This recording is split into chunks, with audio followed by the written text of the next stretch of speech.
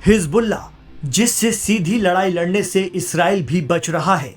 Hezbollah Lebanon के एक हिस्से में मुकीम एक ऐसी तंजीम जिसके पास अपनी पूरी ट्रेंड और प्रोफेशनल फोर्स है। हिजबुल्ला लेबनान की सियासत का एक अहम हिस्सा जो वहां की सरकार में भी शामिल है। हिजबुल्ला जिसके मायने हैं पार्टी ऑफ गॉड। पिछले वीडियो में हमने आपको बताया था कि हिजबुल्ला के मौजूदा चीफ हसन नसरुल्लाह ने इस तंजीम को कैसे और किन हालात में ज्वाइन किया और ईरान के खुले सपोर्ट से इसे इतना मजबूत बना दिया कि वो फिलिस्तीन मूवमेंट के साथ ही पूरे खित्ते में इसराइल की आक्रामकता के खिलाफ एक बड़ा चैलेंज बन गई। दीन दुनिया के पिछले वीडियो में आपने देखा कि अब्बास मुसवी नाम के शिया आलिम की क़यादत में हसन नसरुल्लाह ने अमल मूवमेंट से ईरान की रेवोल्यूशनरी गार्ड यानी पासदारान इस्लाम के जरिए तैयार की गई नई तंजीम हिजबुल्लाह को ज्वाइन किया। BBC के मुताबिक अब्बास मुसवी के हिजबुल्लाह का जनरल सेक्रेटरी चुने जाने के एक साल से भी कम वक्त में इसराइली एजेंटों ने उनका कत्ल कर दिया और उसी साल 1992 में इस ग्रुप की क़यादत हसन नसरुल्लाह के हाथों में आ गई। उस वक्त महज 32 साल के थे हसन नसरुल्लाह। लेबनान में चल रहा सिविल वॉर खत्म हो गया था।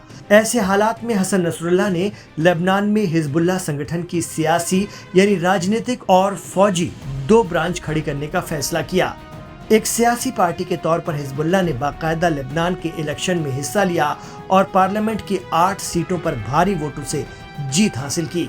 इतना ही नहीं, लेबनान की हुकूमत और हिजबुल्लाह के दरमियान एक समझौता हुआ जिसे ताइफ समझौता कहा जाता है।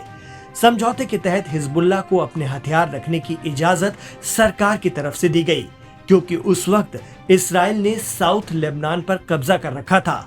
हिजबुल्लाह ने उस हिस्से में मुसल्लह तहरीक चलाई और साल 2000 में इसे इसराइल से आजाद करा लिया।